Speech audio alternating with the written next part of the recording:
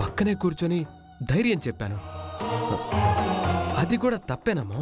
తప్పే తప్పే తప్పే తప్పే. మనకి పని చేయడానికి వాళ్ళున్నారు గాని వాళ్ళకి పని చేయడానికి కాదు మనం ఉంది. నీ వల్ల నా పరువు పోతుంది. రమా, ప్రేమ్ చేసిన దాంట్లో తప్పే ఉంది. అవును, మీరు వాడు చేసిన వాటిలో తప్పే ఉండదు. పనికి మళ్ళీ వాళ్ళ నెత్తిన పెట్టుకుని ఊరేగడమేగా మీకు అలవాటు. చంద్రికి చిన్నప్పటి నుంచే వాడిని పెంచింది, తన భుజాల మీద మోసింది. అలాంటి చంద్రిక మీద వాడు కాస్త అభిమానం చూపించడంలో తప్పే ఉంది రమా. హర్ష, నువ్విలా సమర్థించి వీణ్ణి ఇంకా చెడగొట్టుకో. ఎప్పుడూ వీడు చెట్టు పుట్ట మట్టి అంటూ అడ్డమైన తిరుగుళ్ళు తిరుగుతున్నాడు. నీ సపోర్ట్ కూడా తోడైతే వీధుల్లో చేసే పనులు ఇంట్లోనే మొదలు పెడతాడు.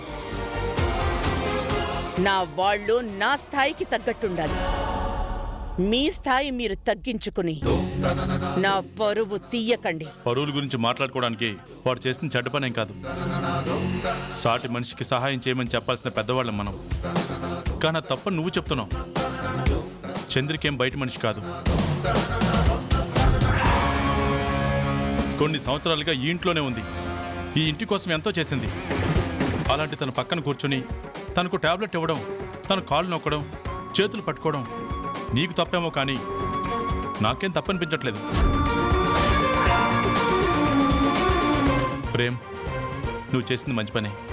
మీ అమ్మ మాటలేం పట్టించుకోకు. మనం చేసే పనుల్లో మంచితనం అర్థం కాకపోయినా ఎదుటి వాళ్ళకి మన మనుషులు మనం అర్థం కావాలి.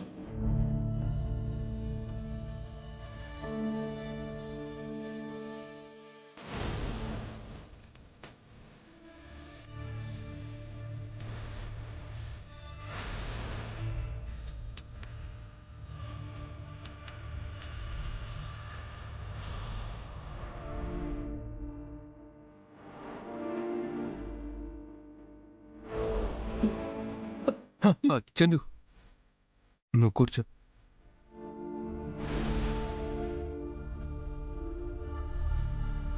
ఇంకా ఎన్నాళ్ళు ఏడుస్తావు? నువ్వెంత జ్వరంలో ఉంటే అసలేం పట్టించుకోకుండా అమ్మ అలా మాట్లాడుతోంది. ఇప్పుడనే కాదు, నీ విషయంలో అమ్మ ఎప్పుడూ అంతే. తన కోపానికి కారణం ఏంటో నాకిప్పటికీ తెలీదు. ఏంటి చందు, ఎవరైనా మనల్ని ఏదైనా మాట అంటే మనకి కోపం వస్తుంది. కానీ తిట్టే కొద్దీ నీకు ప్రేమ పెరుగుతుందే కానీ మా మీద కోపం రావడం నేనెప్పుడూ చూడలేదు. కారణం ఏంటి? అంతగా మేము నీకేం చేశామని? ఈ ఇల్లు నా ఇల్లు అనుకుని ఇప్పుడు కాదు బాబు, ఎప్పటినుంచో ఇక్కడే ఉండిపోయాను. అమ్మగారి తిట్లు నాకేం కొత్త కాదు, అలవాటైపోయాయి. అమ్మ తిట్లు నీకు అలవాటయ్యాయి, కన్నీళ్ళు నీ కంటికి అలవాటయ్యాయి. కానీ అవి చూడ్డానికి మేము అలవాటు పడలేకపోతున్నావు చందు. నా గురించి నువ్వు ఆలోచించక బాబు. ఆలోచించకుండా ఎలా ఉండమంటావు చందు?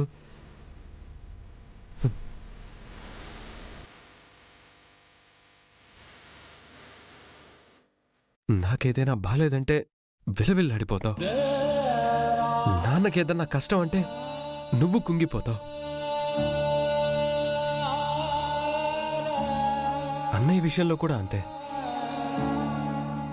అమ్మ విషయంలోనూ అంతే. ఇంటి మనుషులందరినీ నీ మనుషుల్ని చేసుకొని మా ఆనందానికి నువ్వు సంతోషపడతావు. మా బాధలకి నువ్వు కన్నీళ్లు పెట్టుకుంటావు.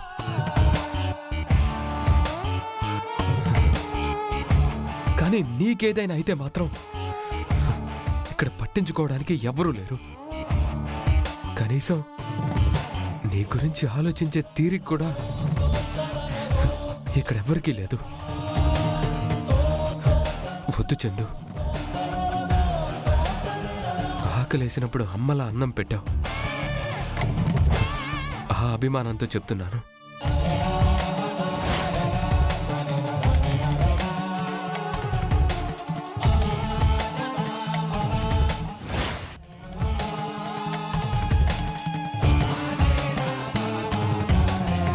బాగుందా? మాట అంటే నువ్వు పడుతున్నావేమో, కానీ నేను చూడలేకపోతున్నాను చందు.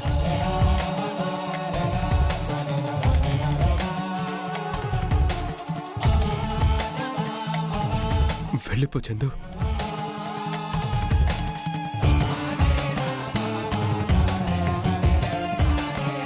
నీకు విలువలేని చోట నువ్వుండి ప్రయోజనం లేదు. నీ మంచితనానికి నిన్ను గౌరవించే ఇల్లు ఎక్కడో చో.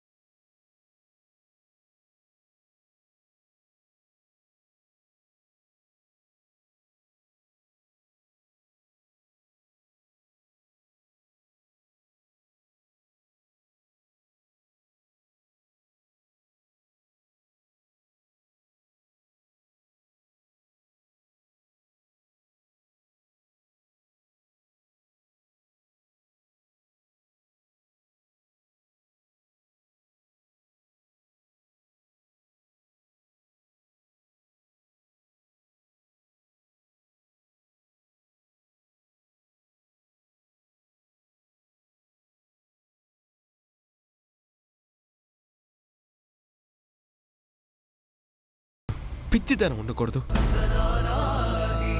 ఎవరేమన్నా భరిస్తూ ఇక్కడే ఉండడం నీ మంచితనం అనుకుంటున్నావేమో. కాదు, అది పిచ్చితనం. ఈ పిచ్చితనంతోనే, ఈ పిచ్చితనంలోనే ఆనందం ఉంది. నన్ను ఇలా వదిలే చిన్న బాబు. మారో చందు, నువ్వు మారో.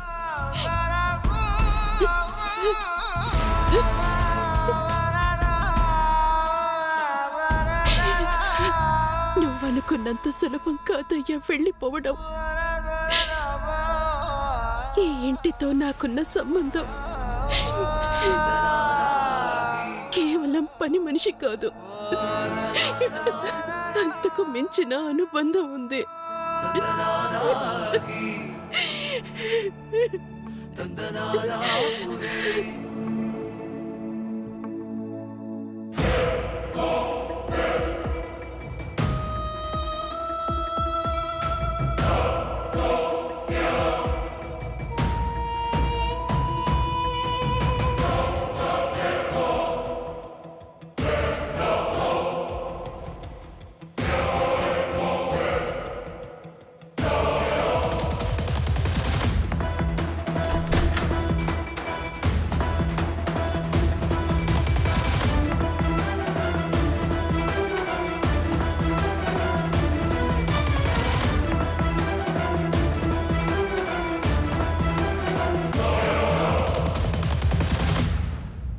ఎవరు?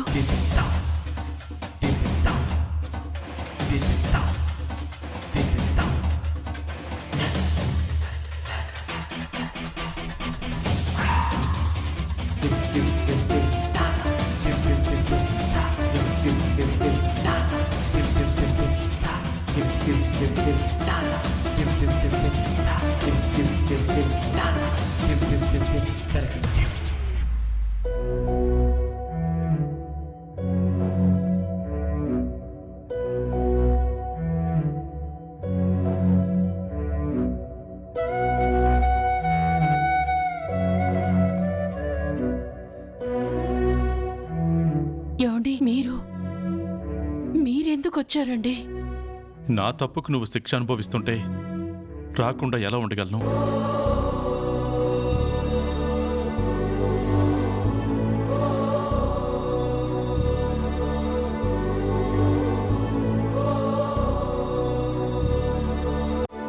ఇప్పుడు ఎలా ఉంది చంద్రిక?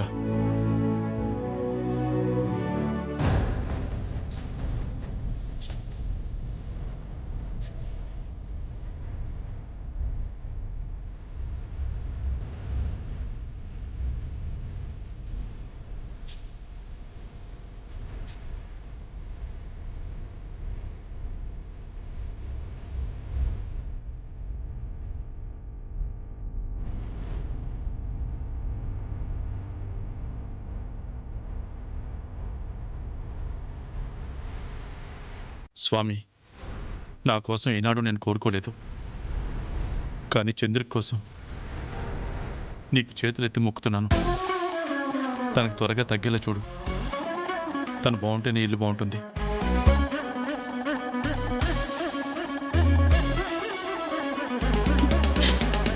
రమాదేవి గారు చూస్తే మళ్ళీ గొడవ అవుతుంది. ఎందుకంటే మీరు రావటం నా అసమర్థత వల్లే కదా చంద్రిక నీకు ఈ కష్టాలు. మనసులో నీ మీద ఎంత ప్రేమున్నా సమాజంలో నువ్వు నా భార్యవని చెప్పకపోవడమే కదా నేను చేసిన తప్పు.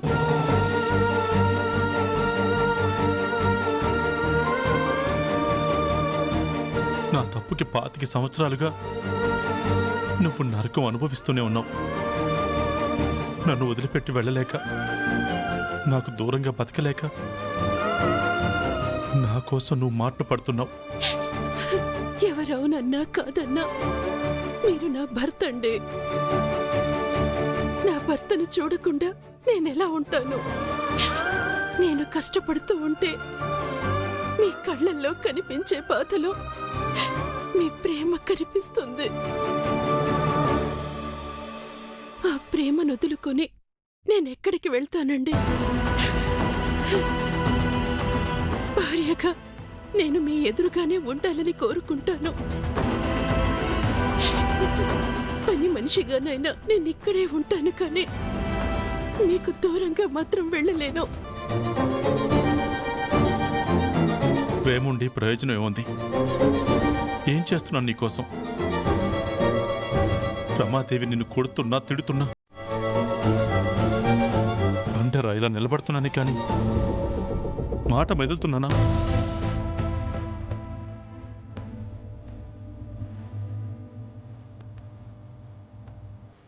చంద్రిక నా భార్య, తన్ను కొట్టడానికి వెళ్ళేదని అడ్డుపడుతున్నానా?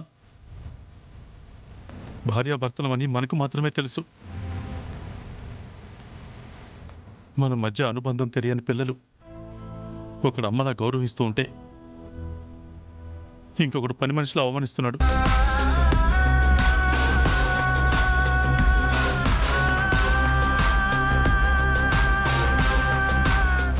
ఎవరికి నిజం చెప్పలేక ఈ ఇంటి పని మనిషిలా నువ్వు మిగిలిపోయావు.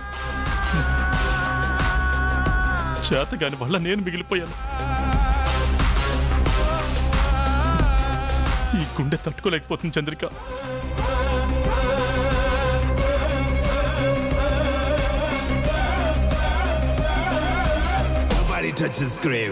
ఇలా నువ్వు బాధపడుతూ భయపడుతూ బతుకుతూ ఉంటే చూసి తట్టుకోలేకపోతున్నాను.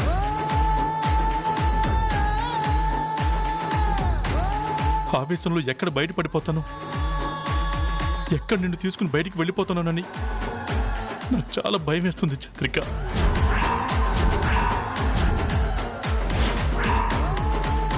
ఏమండి, అలా అనకండి. ఎక్కడికని వెళ్తాం? అత్తయ్య గారిని వదిలేసి వెళ్తావా? పిల్లల్ని వదిలేసి వెళ్తావా? రమాదేవి గారిని వదిలేసి వెళ్తామా?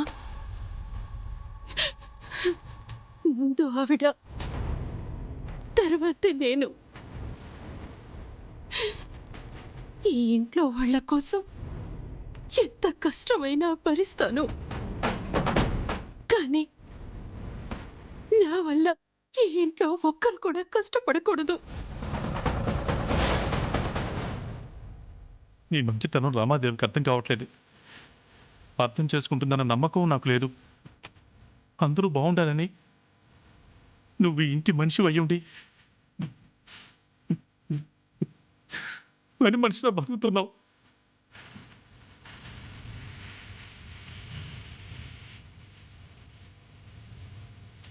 తను మాత్రం తను బాగుంటే చాలనుకుంటుంది.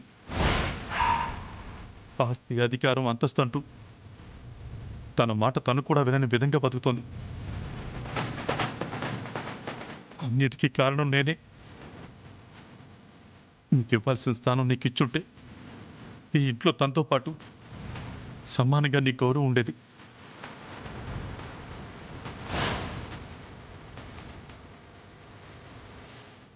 ఆ రోజు మాట్లాడలేకపోయాను.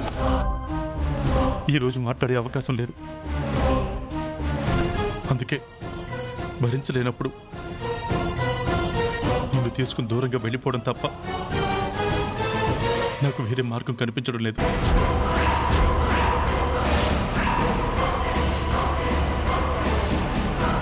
మీరలా మాట్లాడకండి.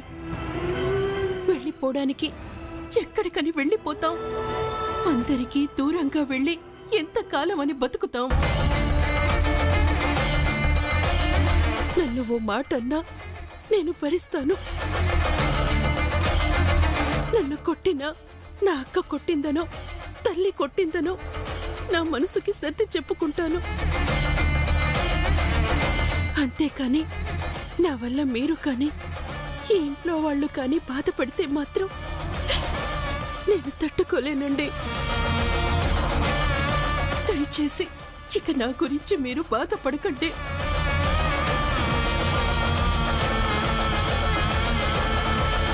చంద్రికని పనిదాని స్థానంలో నించోబెట్టి శాసిస్తున్నాననుకుంటే ఈయన మనసులో మాత్రం తనని తీసుకుని దూరంగా వెళ్ళిపోవాలనుంది.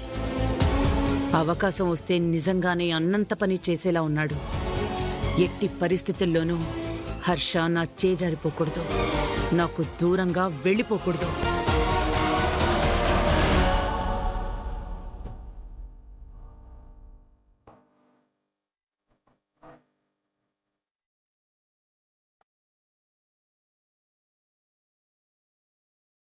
చంద్రిక అత్త గురించి ఆలోచిస్తే నాకేం అర్థం కావట్లేదు బాబు.